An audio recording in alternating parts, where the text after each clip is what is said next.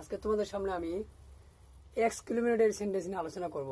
আসলে এক্সক্লেমেটরি সেন্টেন্সের বাংলা হচ্ছে বিষময় বা আবেগসূচক বাক্য। যেমন আমি উদাহরণ দিচ্ছি, how nice the rose is. গোলাপটি কি সুন্দর।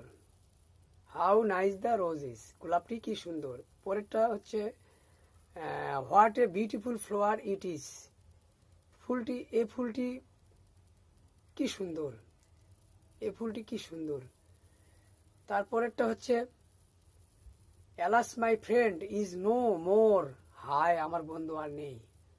তাহলে দেখো এই সেন্টেন্সগুলো দিয়ে বোঝাচ্ছে, এই সেন্টেন্সগুলো দিয়ে বিষময় বা মনের আকস্মিক আবেগ প্রকাশ পেয়েছে।